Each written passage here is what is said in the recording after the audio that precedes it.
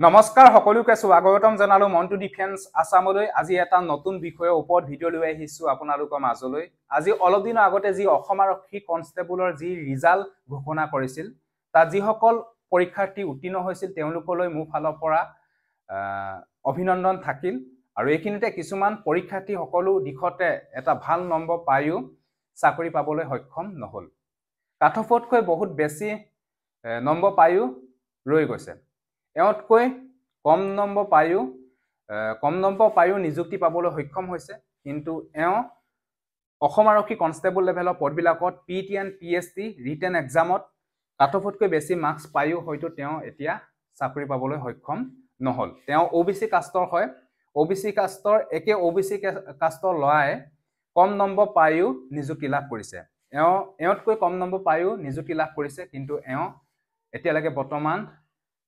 সক্ষম নহল চাকৰিটো পাবলৈ এওঁ মুখৰ পৰা আপোনালোকে এবাৰ শুনি লওক যে তেওঁ অসম আৰক্ষী কনষ্টেবল লেভেলৰ পদবিলাকত ৰিটেন এক্সামত কিমান মাৰ্কছ পাইছিলে বা ফিজিকেল টেষ্টত কিমান মাৰ্কছ পাইছিলে তেওঁ মুখেৰে আপোনালোকে এবাৰ শুনি লওক সো নমস্কাৰ মোৰ নাম শ্ৰী কপিল গগৈ মই ফিজিকেল ষ্টেণ্ডাৰ্ড টেষ্টত মানে 54.28 পাইছিলোঁ আৰু ইউবিত পাইছিলোঁ 34.28 আৰু ৰিটেন টেষ্টত পাইছিলোঁ মই 34 পাইছিলোঁ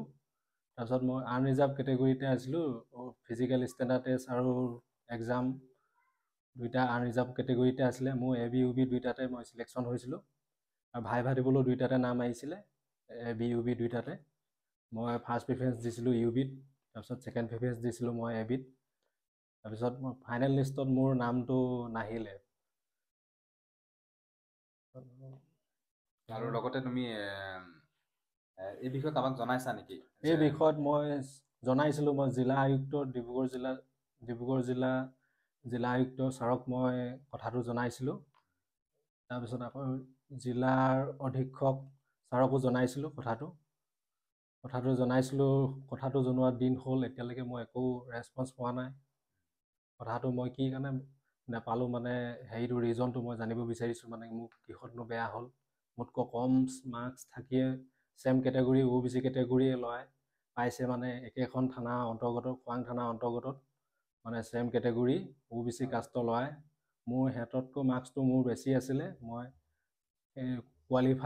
ফাইনেল লিষ্টত মোৰ নামটো নাহিল তুমি ফিজিকেলত কিমান মাৰ্কছ পাইছিলা মই ফিজিকেলত পাইছিলোঁ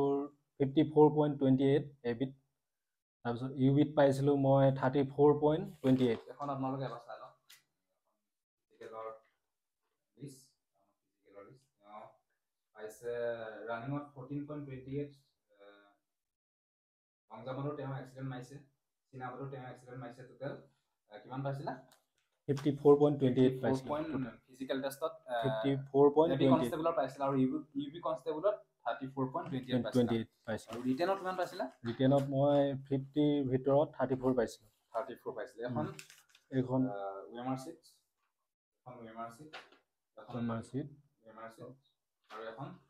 এখন এনসাৰ কি চালু বুলি কৈছে বাৰে চোৱাৰ পিছতো হয়তো তেওঁতকৈ কম নম্বৰ পায়ো তেওঁৰ নাম অহা নাই ভালকে মই চেক কৰিছোঁ বাৰে চেক কৰিছে ময়ো সুধিছোঁ যে ভালকে চেক কৰিছানে ভালকে চেক কৰিছোঁ বুলি কৈছে তেওঁতকৈ হয়তো কম নম্বৰ পায়ো হয়তো চিলেক্টেড হৈছে তেওঁ হয়তো চিলেক্টেড হোৱা নাই সেইকাৰণে হয়তো পগলা নিচিনাকে হৈ গৈছে SLPRB state level police recruitment board অফিচলৈও তেওঁ হয়তো মই মেইল কৰিছোঁ তাৰপিছত সেই SP ছাৰো কথাটো ৰেছপন্স হেৰি কৰিছিলে তাৰপিছত হেৰিয়লৈ ফৰৱাৰ্ড কৰি দিম বুলি কৈছিলে কাগজখন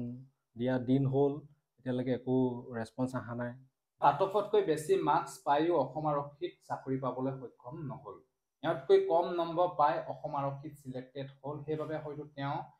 একেবাৰে মানসিকভাৱে ভাঙি পৰিছে কাৰণ ইমানখিনি কষ্ট কৰিলে ইমানখিনি কষ্ট কৰাৰ পিছত তেওঁ হয়তো চাকৰি পাবলৈ সক্ষম নহল কাৰণ যদি তেওঁ কাটঅফতকৈ কম নম্বৰ পালেহেঁতেন তেতিয়াহ'লে তেওঁ ইমান ভাঙি নপৰিলেহেঁতেন কাৰণ এওঁতকৈ কম নম্বৰ পাই হয়তো চিলেক্টেড হ'ল সেইবাবে হয়তো তেওঁ একদম মানসিকভাৱে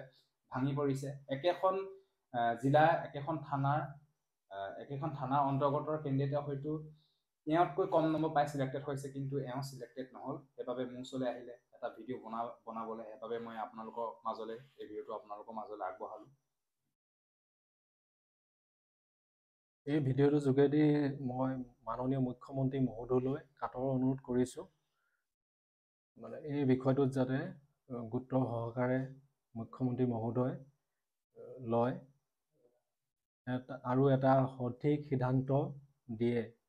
তাৰ বাবে মই মুখ্যমন্ত্ৰী মহোদয়ক কাতৰ অনুৰোধ কৰিছোঁ। আৰু আপোনালোকে পাৰিলে ভিডিঅ'টো সকলোকে শ্বেয়াৰ কৰি দিব, কাৰণ যাতে তেওঁ যদি যোগ্য হয় তেতিয়াহ'লে যোগ্য হিচাপে তেওঁ চাকৰিটো পাবলৈ হয়তো সুবিধা হ'ব, আৰু যদি তেওঁ যোগ্য নহয় তেতিয়াহ'লে কোনো কথা নাই। যদি তেওঁ এইবাবে হয়তো মনত ধলি কৰি লাগি আছে তেওঁ, কাৰণ কাট অফতকৈ বেছি মাৰ্কছ আছে, কাৰণ তেওঁৰ হিচাপত মানে যি OMR ৰিটেন এক্সামৰ মাৰ্কছ তেওঁ 34+ পাইছে, আৰু লগতে ফিজিকেলতো 34.28 পাইছে, আৰু লগতে ভাইভাত কিমান মাৰ্কছ পাইছে তেওঁ গম পোৱা নাই, তেওঁ ভাইভা দিবলৈ আহিছে, সেইবাবে হয়তো পুৰা ভাঙি পৰিছে। আৰু যদি কিবা যদি ভুল হৈছিলে তেতিয়াহ'লে ৰিজনটো মই যাতে বিচাৰি ফুৰিছে, পোৱা নাই। কাৰণ ষ্টেট লেভেল পুলিচ ৰিক্ৰুটমেণ্ট বৰ্ডলৈও তেওঁ কাগজ পঠিয়ালোঁ বুলি কৈছে, কাৰণ এতিয়ালৈকে বৰ্তমান কোনো ধৰণৰ ৰেছপন্স অহা নাই।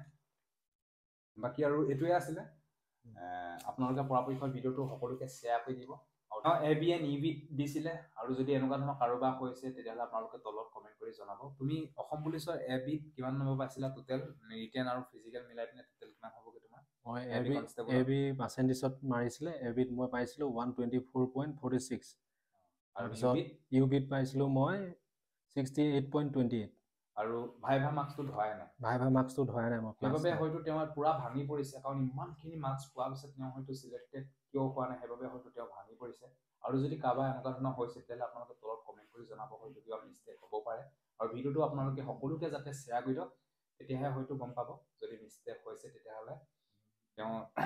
যদি যোগ্য হয়, যোগ্য হিচাপে তেওঁ হয়তো চাকৰি দিলে ভাল লাগিব। আৰু এইটোৱে আছিলে, যদি আপোনালোকে ভিডিঅ'টো শ্বেয়াৰ কৰে তেতিয়াহ'লে আপোনালোকৰ বহুতখিনি উপকৃত হ'ব বুলি ভাবোঁ।